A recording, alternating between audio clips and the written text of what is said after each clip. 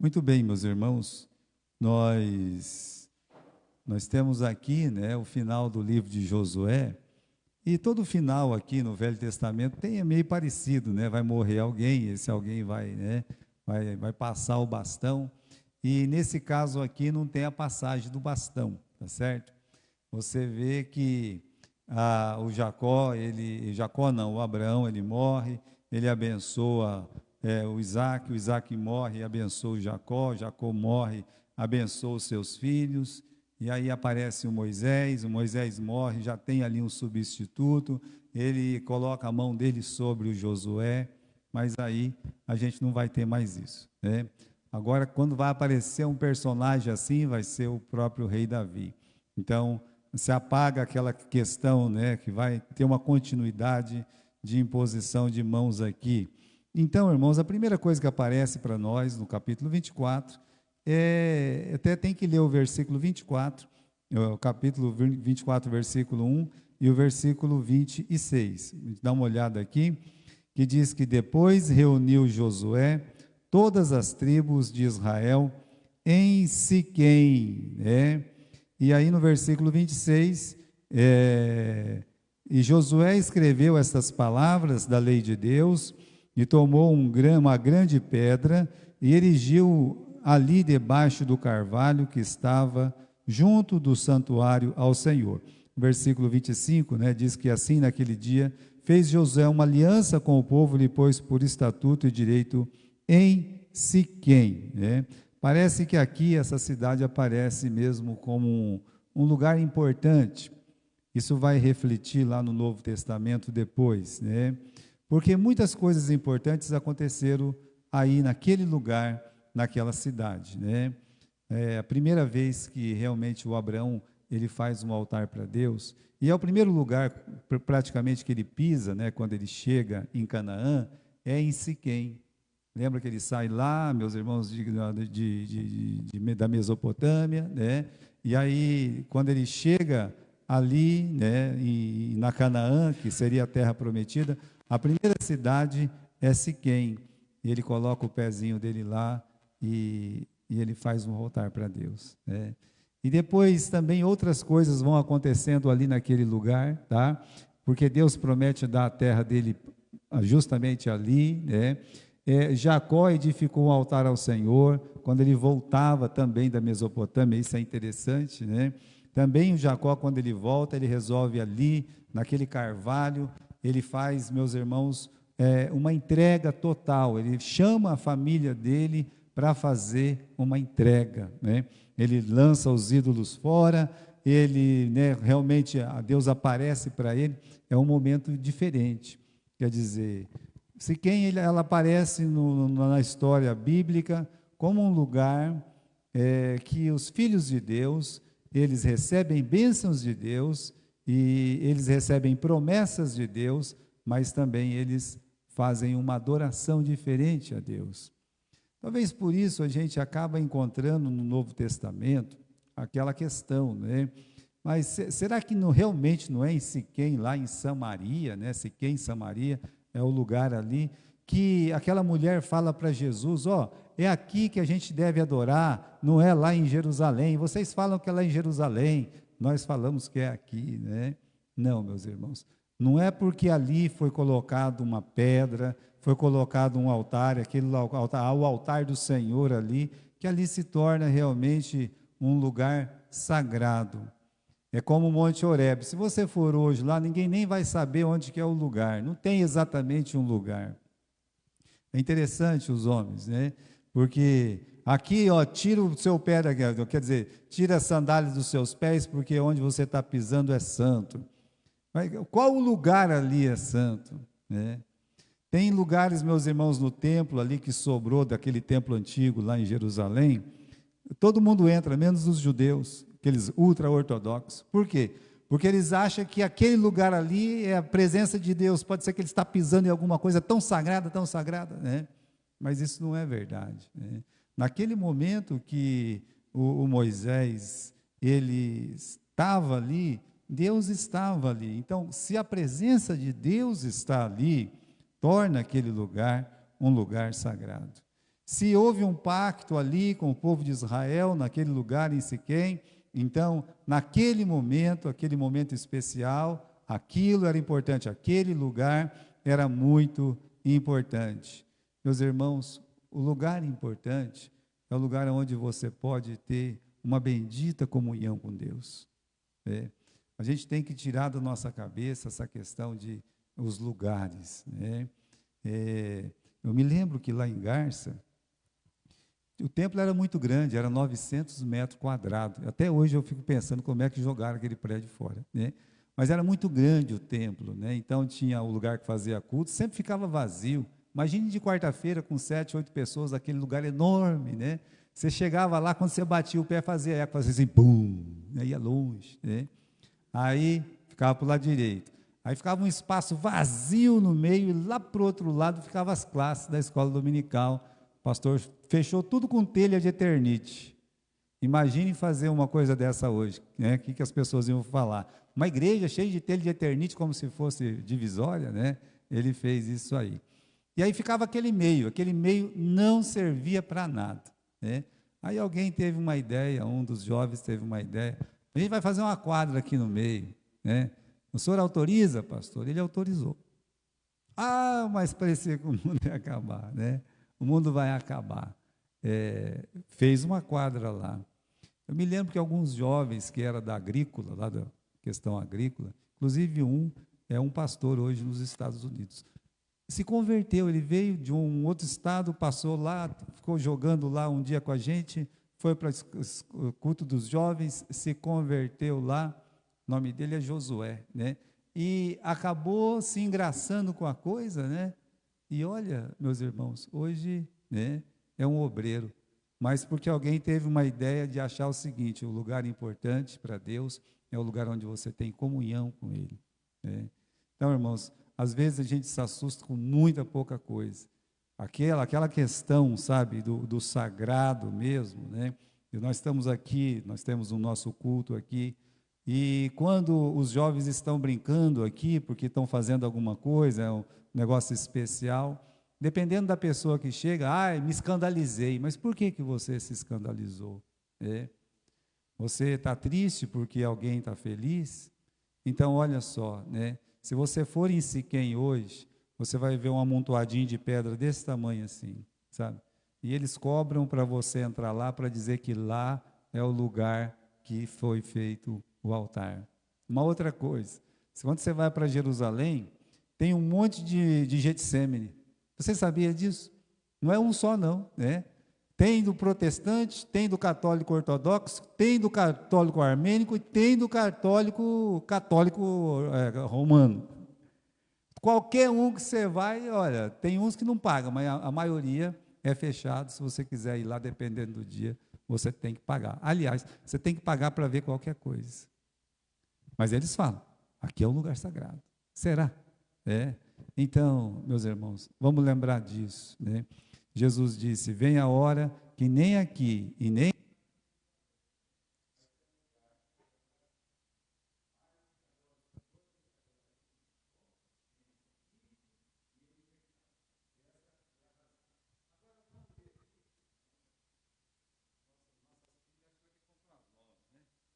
Vai ter jeito. Muito bem. Então, nós temos aqui, ao começo do capítulo 24, né? Ele chama os anciãos, no versículo 1, ele chama os cabeças, os juízes, os oficiais, todos apresentam, e o que ele vai fazer? Ele vai relembrar as origens, tá? Ele vai começar a falar das origens, isso é muito importante. Por que é importante falar das origens? Olha o versículo 2. Então Josué disse a todo o povo, assim diz o Senhor, não foi palavra dele, é palavra de Deus. Assim diz o Senhor, Deus de Israel, além do rio habitavam antigamente vossos pais, Terá, pai de Abrão e pai de Naor, e serviram a outros deuses. Eu, porém, tomei a vosso pai Abrão da além do rio. Então aqui, meus irmãos, ele vai tratar dessa questão da origem. É importante a nossa origem? Ela é importante, sim. Para quê, pastor? Para me gabar dela? Não. Ninguém se gabe de sua origem, tá?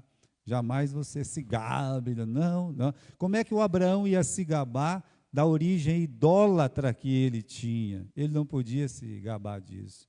Mas é importante você pensar que, olha, eu quero lembrar da onde eu vim, para quê? Para dar glória a Deus, porque eu sei que houve um plano. Então, se você pensar na sua conversão, na sua origem, como é que Deus trouxe você até a igreja, como é que Deus levou o evangelho para você, então, nesse sentido, quando você lembra das suas origens, é muito importante. Por quê? Porque você vai pensar, olha, assim como aconteceu comigo, pode acontecer com muitas pessoas. No caso do Abraão, o pai dele era um idólatra, a família dele adorava ídolos, lá estavam ele, lá do outro lado do rio, perdidos, sem salvação, sem conhecimento da palavra, sem conhecimento de Deus, sem nada, absolutamente sem nada. Aí você lê no versículo 3 o seguinte: eu os tomei, então vê lá no versículo 3, perdão, eu tomei a vosso pai Abraão. Então, meus irmãos, Deus, né? Deus está aqui lembrando os heróis que ele construiu na Bíblia, os heróis da fé, né? Então ele começa a falar, olha, nossa história não começa aqui nesse lugar, na cidade de Siquém. A nossa história não começa aqui. A nossa história, ela começa quando Deus tirou o Abraão, né? E elegeu o Abraão, tirou ele daquela terra da família idólatra e trouxe ele para essa terra prometida, né? Então veja que Deus está nos lembrando aqui que é importante a gente pensar como é que a gente chegou até os pés de Jesus. Para Israel, meus irmãos, eles lembram isso até hoje, né? Para nós tem mais ainda lembrança. Nós podemos lembrar dessa forma maravilhosa que Deus elegeu o Abraão, mas nós podemos lembrar também a forma maravilhosa que Deus deu o seu filho para nós, para nos salvar. Então o israelita, ele tem lembrança do quê? Ele tem lembrança que Deus pegou o Abraão, tirou o Abraão da idolatria. Amém. Está aqui, Deus mesmo lembra eles disso. Mas o cristão, ele está num nível, meus irmãos, muito mais elevado, porque ele pode comemorar tanto a eleição do Abraão, quanto a sua própria eleição. Quando ele poder olhar e dizer assim, olha, Deus não somente tirou o Abraão, mas construiu através dele uma família espiritual para levar até o nascimento de Jesus, e através de Jesus, aqui está o nosso começo, né? Nosso começo, meus irmãos, está nessa obra que é eterna de Jesus, porque Jesus disse, eis aqui quem é maior do que o Abraão, antes de Abraão eu fui. Então, é legal lembrar das origens, é legal. É importante também. Eu mesmo posso pensar, eu de uma família completamente idólatra, Deus teve misericórdia, e aí ele foi lá, ele pega um pai, ele pega uma irmã, ele pega um irmão, ele pega um tio, ele já tirou muitas pessoas da idolatria. Deus, na misericórdia dele, ele já tirou muitas pessoas da idolatria. Eu tinha um tio que eu achava que era doido, biruta, varrido da cabeça. Ele saía de Londrina, ele vinha para Jataizinho, né? Ele vinha passar uns dias com meu pai, porque os dois, né, eram irmãos praticamente bem próximos. E aí ele dormia lá no porão. Eu gostava de dormir no porão, não gostava de dormir em casa. Eu dormia lá no porão. Era um porão assim diferente, né? Bem grande, parecia uma casa mesmo. E aí quando era 4, 5 horas da manhã, ele ligava o rádio, na Deus é Amor. Imagine, tá aquele barulhão, né? Aí todo mundo em casa acordava, né? O porão ficava debaixo do meu quarto, né? Então eu já sabia que o negócio ali estava pegando, né? Ele era bem assim. Irmãos, no velório dele, e até hoje, né? Tem algumas primas, então são pessoas um pouco mais velhas do que eu, porque ele é um tio um pouco mais velho, casou bem antes que meu pai. Mas o mais interessante é que eu estava lá e eu pude ver que as meninas dele, né, os meninos nem tanto, mas as meninas que acompanhavam ele para aquela igreja, todas salvas em Cristo Jesus, sabe? falando do amor de Deus, sabe? Então, veja que, olha a origem. Então, a gente tem que lembrar para agradecer. Puxa vida, meu Deus, né? Eu agradeço que o Senhor foi tão maravilhoso, estava lá, né? Tão perdido, como o Abraão eu estava perdido, o Senhor foi lá e me tirou. Então, tá aí, essas origens pagãs do Abraão. Depois, meus irmãos, o Josué, ele ilumina a eleição de Abraão. Eu, porém, tomei o vosso pai Abraão, quer dizer, Deus escolheu ele. Essa palavra no versículo 3 é muito importante. Eu tomei, eu peguei ele para mim. Né? Não é o Abraão que disse, agora eu vou me salvar. Não, é Deus que pegou o Abraão. E a mesma coisa aconteceu comigo, aconteceu com você. Você nunca pode olhar e dizer, foi eu que achei Jesus. Eu escolhi ser um crente. Bem, meus irmãos, isso é só um reflexo do que Jesus Cristo fez por você. Olha o que Jesus Cristo disse para os apóstolos, hein? Lá no capítulo 15. Ele olha e diz assim, não fostes vós que me escolhestes, mas eu vos escolhi a vós. Vocês não me escolheram, não. Pedro, não foi você que me escolheu. João, não foi você que me escolheu. Ele pode olhar e dizer assim, Gilberto, não foi você que me escolheu. Ele pode olhar e dizer assim, olha, né, Juvenal, não foi você que me escolheu. Foi eu que escolhi a vós. Isso faz parte, meus irmãos, dessa soberania maravilhosa de Deus, dele ter olhado para Abraão naquela cidade tão pecadora, tão idólatra que era Ur, e pegar ele assim e dizer assim, eu peguei você, né? Você é meu eleito. Ele fez a mesma coisa com você, lá na sua família, e aí você agora deve servir para quê? Para que anuncie o evangelho para outras pessoas, para que eles conheçam esse Deus maravilhoso. Então, o que equivalia, meus irmãos, àquela eleição, né? De princípio, escolher essa linhagem santa para trazer o Salvador, mas também para mostrar o poder e a glória dele, meus irmãos. Então, Deus, a eleição mostra para revelar a glória de Deus. Por que Deus tirou lá os israelitas do Egito do jeito que tirou? Para mostrar a sua glória. Então, a sua vida como um eleito de Deus, não é para se gabar da sua eleição, é para você poder, com a sua vida, mostrar a glória de Deus. É por isso. E aí, meus irmãos, ele faz uma retrospectiva, falando da ação que Deus fez com os patriarcas, né? No versículo 3 ele fala, tomei vosso pai Abraão, da além do rio, fiz andar por toda a terra de Canaã, também multipliquei a sua descendência, e dei-lhe a Isaque, e a Isaque dei Jacó e Esaú, e a Esaú dei a montanha de Seir. Eu quero que os irmãos percebam essa questão de dar aqui. Aí ele fala assim, a Abraão eu dei Isaque, a Isaque eu dei Jacó e Esaú. A Esaú eu dei o que para Esaú? Uma montanha, um país, uma região montanhosa. Então é diferente, correto? Agora, para Israel, meus irmãos, não. Deus construiu com Israel uma família. É por isso que aqui no versículo 4, quando diz, a Esaú eu dei a montanha de Seir para possuir, porém Jacó, ele já fala o quê? Os seus filhos eu peguei e levei para o Egito. Ele já começa a falar da família do Jacó. Veja como é importante isso. Veja como é importante Deus ter chegado até uma família. A gente tenta lembrar sempre isso, os irmãos. Não é dito uma família, né? A família de Abraão ou a família do Esaú. Não se fala isso na Bíblia, mas fala a família de Jacó. Porque foi através da família de Jacó que Deus construiu o seu Israel. Então, aqui, Deus ilumina essa eleição para nós, tá certo? E depois, meus irmãos, essa ação maravilhosa que Deus fez com o povo de Israel.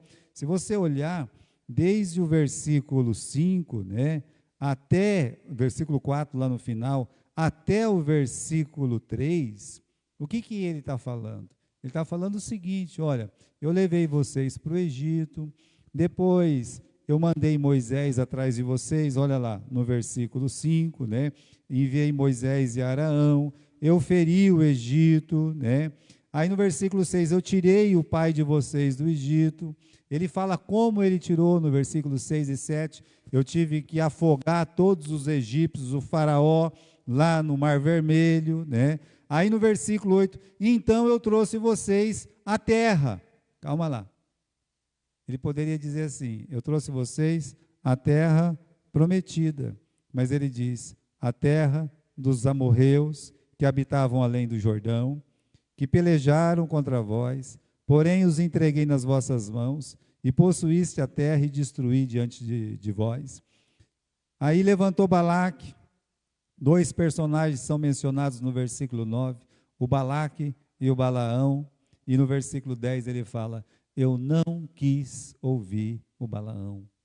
Veja, irmãos, o Balaão era um profeta, e a palavra de Deus diz que ele fazia lá, era um homem de poder na época dele, né? Deus permitiu que ele fosse um homem de poder na época dele. Só que aí, quando ele começou a querer o mal de Israel, Deus transformou aquele mal em bem. Nunca esqueça isso. Isso é outra coisa que a gente tem que aprender na história de Israel. Todas as coisas cooperam para o bem. Será que você pode entender a dimensão desse versículo? Todas as coisas cooperam para o bem. Será que é todas? É o que a palavra de Deus está dizendo. Por pior que seja o nosso momento, por pior que um dia possa ser a nossa enfermidade, a nossa dor, por pior que possa acontecer conosco, a palavra de Deus diz, todas as coisas cooperam para o bem daqueles que amam a Deus e são chamados pelo seu propósito. É porque, meus irmãos, Deus tem um propósito eterno e você está nadando, você está andando, você está caminhando nesse propósito eterno. Então, se você está no propósito eterno de Deus, não pode mais nada mesmo não ser uma outra palavra que seja todas as coisas cooperam para o bem. Então, ali, uma pessoa que foi paga para amaldiçoar, e tudo é transformado em bem. O Davi, quando ele está fugindo do filho dele, ele fala isso. O Davi, ele fala, né, eles olham assim, vamos levar a arca junto com o rei. Ele diz, não, vai devolver a arca lá, né? Pode devolver. Olha, se Deus quiser que um dia eu volto, e se Deus quiser transformar essa dor, essa angústia, essa vergonha, tudo aqui, num bem, então Ele o fará. Então, irmãos, né, o que pode o inimigo fazer que Deus não permita? Então, lembre-se disso, né? Sempre vai ter um Balaão aí para amaldiçoar, mas Deus não ouviu. Olha o versículo 10, eu não quis ouvir o Balaão, né? Pelo que ele vos abençoou, quer dizer, Deus transformou aquela maldição em bênção, como Davi fala, né? A respeito da sua própria vida. Aí passaram o Jordão, versículo 11, e vindo a Jericó, os habitantes de Jericó pelejaram, né? Aquela guerra conhecida, e depois todos eles foram derrotados, né? São 9 nações, aqui são algumas mencionadas, amorreu, perizeu, cananeu, eteu, girgazeu, eveu, jebuseu, né? Olha o final do versículo 11, eu os entreguei nas suas mãos. Olha o final do versículo 12, não com a tua espada e nem com o teu arco. Como é que Israel conseguiu vencer tantas nações? Está dizendo aqui, não foi com a sua própria mão, não foi com o seu próprio arco, não foi pela sua força. Foi através do quê? Deus fala, eu enviei vespões adiante de vós. Tão lindo aquele versículo em Zacarias, quando Deus ele diz, não por força, nem por violência, mas pelo meu Espírito, diz o Senhor dos Exércitos. Isso nos ajuda, meus irmãos, a nos estimular para o trabalho, para a obra de Deus, que ela não é nossa mesmo, pertence a Ele. E se Ele mandou você trabalhar, se Ele mandou você estar trabalhando na vinha dEle, não se esqueça disso, não é pela sua força. Porque se tudo está dando certo, Oba, né? É pela minha força. Se tudo der errado, é perigoso você cair na depressão. Se todos bater palma para você, você se engrandece. Se você é colocado de lado, você cai na depressão. Ou você cai na angústia, você cai na dor, você cai no choro. Aí nós temos que voltar para esse tipo de texto. Seja Zacarias, seja esse. Zacarias diz: nem por força, nem por violência, mas pelo meu espírito. Mas aqui, Israel está sobre a terra prometida. É a hora de todo mundo bater palma para eles, todo mundo exaltar. Vencemos! Aí Deus coloca eles no lugar deles. Deus fala: olha, essa terra aqui, veja lá, né? Versículo 11, no começo, né? Versículo 12. Eu enviei vespões adiante de vós, que os expulsaram diante de vós, como a ambos reis dos amorreus, não com a tua espada, não com o teu arco. Então, Deus está falando: não foram vocês, fui eu. Né? Então, sempre que você estiver diante de uma vitória espiritual, coloque o joelho no chão e diga: não fui eu, Senhor, foi o Senhor. Louvado seja o seu nome. Quando você se sentir fracassado, né? Quando você até se sentir humilhado, você coloque o joelho no chão e diga: não é comigo, Senhor, é contigo, não é comigo. Sabe por que eu estou dizendo isso? Vocês lembram qual foi o fim do ministério de Samuel? Um ministério que começou tão glorioso, ele orando, Deus trovejando dos céus. Aí, de repente, passa 40 anos, o povo olha para ele, não quer mais ele e tudo mais, e ele fica chateado. Ele olha e diz: Senhor, né, estão me desprezando aqui, agora não me querem mais como líder. Deus fala: não, você está enganado, não é com você, é comigo. A questão é comigo. Então, irmãos, nós não temos motivos nem para nos orgulhar e nem para nos decepcionar, porque a obra, ela pertence ao Senhor. Então, é feita essa retrospectiva, né? E, por fim, então, tem o conselho pessoal de Josué ao povo. Aqui no versículo 14, ele fala assim: agora, pois, temei ao Senhor e o servi com sinceridade e com verdade. O que Israel deveria fazer? Tomar uma decisão. Servir a Deus com sinceridade. Servir a Deus dentro da verdade. Às vezes a pessoa é sincera, mas não está dentro da verdade. É preciso sinceridade dentro da verdade. E aí, no versículo 15, tem o ultimato. Lá no versículo 15 diz assim: porém, se vos parece mal aos vossos olhos servir ao Senhor, escolhei hoje a quem sirvais. Aos deuses que serviram vossos pais, né? Estava lá, meus irmãos, ele citou o exemplo no começo do capítulo. Vocês vão escolher quem que vocês querem servir. Agora vocês têm lá o Deus pagão, aquele ídolo imundo, né? Ou vocês vão servir ao Senhor. Aí ele fala uma coisa muito importante no final, né? Ele diz: eu e a minha casa, nós vamos servir ao Senhor. A verdade, irmãos, é que a maioria dos homens, eles nunca tomam uma decisão, né, de escolher, eles são levados, né? Essa é que é a verdade. São levados pelas circunstâncias do acaso. Quando eu fazia visita, assim, de casa, em Galha ou em Garça, né? Eu fiz pouco aqui em Marília, mas a gente levava um desenho, assim, o evangelismo pessoal, e a pessoa olhava e falava assim: você quer entregar a sua vida para Jesus? Tal. Fazia um apelo, né? Algumas pessoas respondiam assim: não, eu nasci nessa religião. Quem que termina? Vou morrer nessa religião. Né? Eles nunca escolheram nada, não tiveram que escolher nada. Nasceram ali, vão morrer ali. Né? Não tem palpite, professam de acordo com seus professores, influências externas. Nossos jovens, muitas vezes, né? E não é uma decisão pessoal, é uma coisa, às vezes, mais do impulso, né?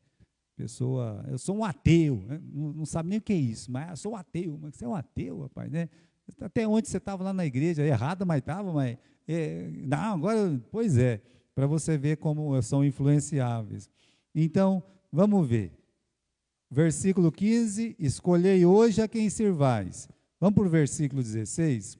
Então o povo respondeu e disse: nunca nos aconteça que deixemos ao Senhor para servir outros deuses. Versículo 21, lá no final, ao Senhor nós serviremos. Eles estão decididos, né? Nunca nós vamos escolher outro Deus. Nós vamos servir ao Senhor. Ao Senhor nós serviremos.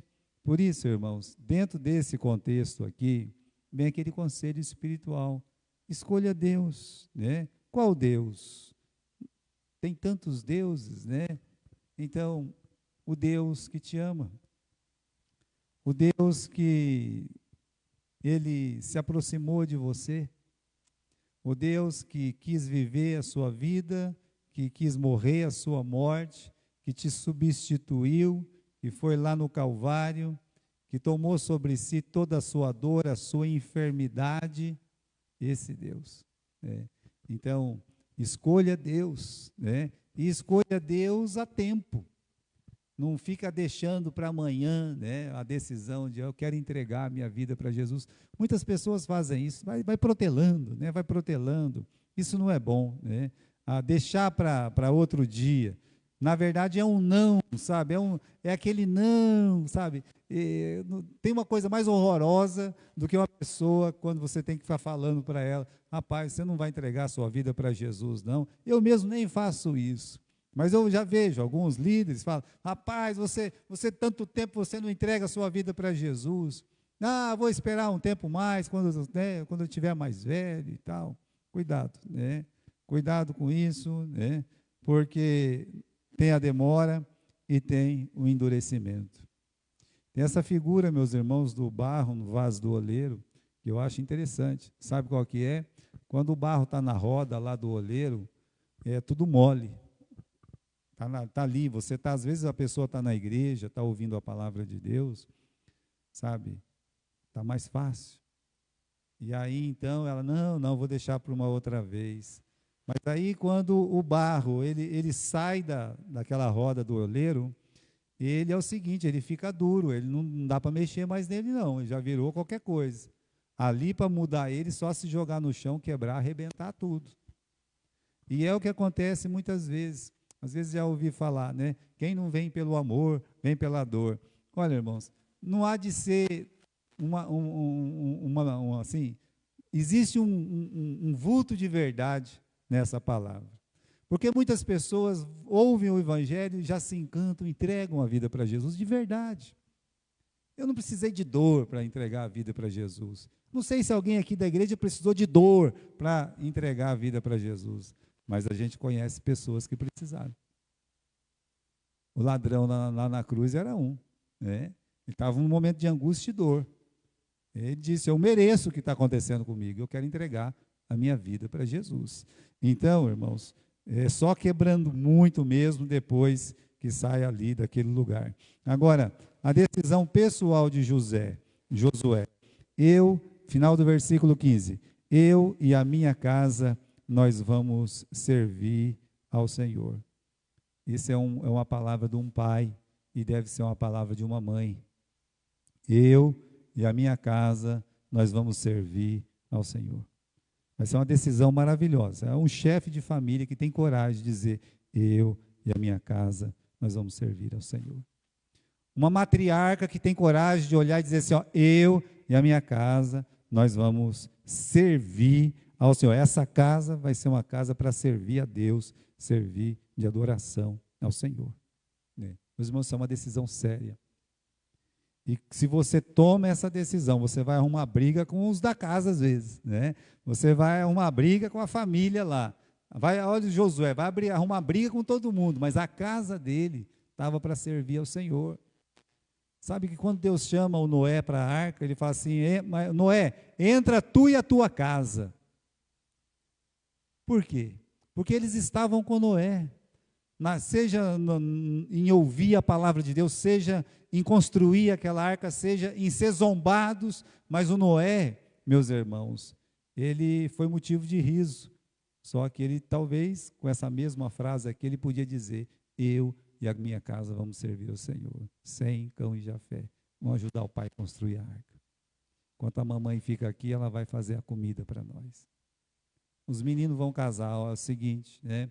Nossa família, nós servimos a Deus. E tem uma outra coisa, né? Nós vamos, quando Deus chamar, nós vamos tudo entrar dentro dessa arca que nós estamos construindo. Tá? Casar comigo é dentro da arca, né? E aconteceu, todos os 3 meninos dele, da menina que casaram com os meninos, também foram para a arca. Por isso, meus irmãos, essa decisão tem que ser firme, sabe? Eu e a minha casa vamos servir ao Senhor. Aquela palavra que foi dada para o carcereiro lá em Atos 16, 31, né? Crê no Senhor Jesus Cristo e serás salvo tu e a tua casa. Por que foi dito isso? Porque ele perguntou: que farei, irmãos, para ter a vida eterna, para se salvar, né? Aí Paulo disse, né, junto com Silas: crê no Senhor Jesus Cristo e você vai ser salvo, tu e a tua casa. E ele, meus irmãos, quando ele se converteu ali, ele pegou Paulo, pegou Silas, levou para a casa dele, lavou todas aquelas feridas que eles tinham sido açoitados, e a palavra de Deus diz que ele e toda a casa dele creu em Cristo Jesus, porque ele teve uma decisão firme. Foi firme, aqui essa casa, vamos servir ao Senhor. Então, temos aqui, né, uma outra coisa, as 3 testemunhas da decisão, né, de Israel servir ao Senhor. No versículo 22, Josué disse ao povo: sois testemunhas contra vós mesmo, de que escolhestes ao Senhor para o servir. Quem que era testemunha daquele dito? Nós vamos servir a Deus. Aí Josué disse: olha, vocês são testemunha contra vocês. Vocês estão falando que vocês vão servir a Deus? Deus está escutando lá no céu. Então, a primeira testemunha é vocês, é a boca de vocês, vocês estão dizendo, né? Aí ele pega uma pedra, né? E aí, no versículo 23, né? Não é o versículo 23, é o versículo 27, né?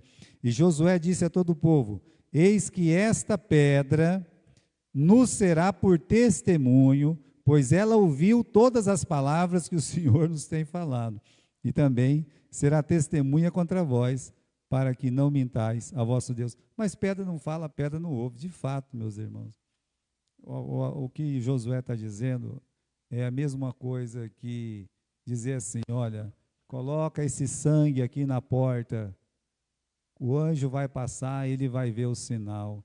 Mas não era um sinal, meus irmãos, apenas para o anjo. Era um sinal que dava uma paz no coração do israelita. Ele sabia que Deus ia cuidar dele por aquele sangue do cordeiro. Ou qualquer memorial, né, assim, do Velho Testamento ou do Novo Testamento. Você tem, por exemplo, lá no Novo Testamento, a ceia, né?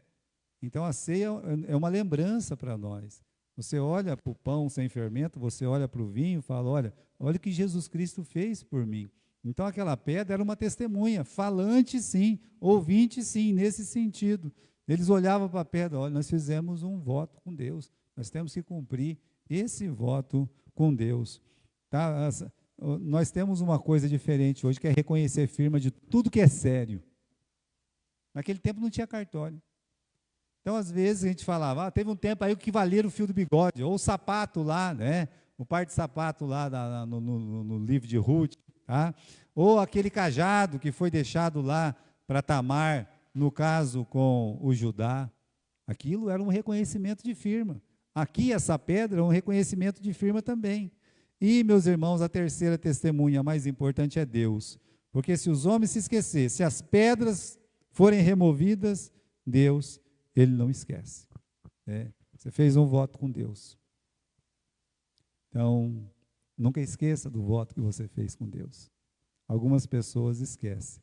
Deus não esquece. Deus, se você for um filho dele, Ele vai lembrar. Uma pessoa desviada de muito tempo, Deus vai buscar. Se for um filho, se for um eleito dele, Deus vai buscar. Agora, continuando aqui para terminar, né, tem a morte de Josué.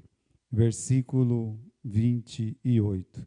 Então Josué enviou o povo cada um para a sua herança, Depois destas coisas, sucedeu que Josué, filho de Num, servo do Senhor, faleceu com idade de 110 anos, e sepultaram no termo da sua herança, em Timnat-Sera, que está no monte Efraim, para o norte do monte de Gaás. Serviu, pois, Israel todos os dias de Josué e todos os dias dos anciãos que sobreviveram muito tempo depois de Josué e que sabiam todas as obras que o Senhor tinha feito a Israel. Isso quer dizer que aquela geração cumpriu aquilo que eles tinham dito. Também os ossos de José, que os filhos de Israel trouxeram do Egito, foram enterrados em Siquém, naquela parte do campo que Jacó comprara aos filhos de Amor, pai de Siquém, por 100 peças de prata, e que se tornaram herança dos filhos de José. E faleceu também Eleazar, filho de Araão, e o sepultaram no outeiro de Finéias, seu filho, que lhe fora dado na montanha de Efraim. Então, Josué morre com 110 anos, é 10 a menos que Moisés, e Deus, caprichosamente, ele lembra da morte do Eleazar, esse sacerdote. Então, esse grande, né, veja a diferença. O Moisés morreu, não teve continuação, porque o Josué não é nada do Moisés, foi Deus que, né? E aí o Josué morre e não vai ter mais, meus irmãos, por 300 anos, não vai ter uma liderança, não vai ter um governo para todas as tribos, não vai ter. Deus vai levantar juízes. Só que Eleazar era um ministério espiritual. Ele era um sacerdote. Arão morreu, seu filho Eleazar tomou o lugar. Eleazar morreu, o filho dele ia tomar o seu lugar. O sacerdócio, esse sacerdócio continuou até Jesus Cristo. E aí Jesus Cristo assume esse papel de profeta, rei e sacerdote. Porque é Ele, meus irmãos, que leva a nossa voz até Deus, o nosso Senhor Jesus Cristo. Né? Mas Deus lembra que esse sacerdote era muito importante.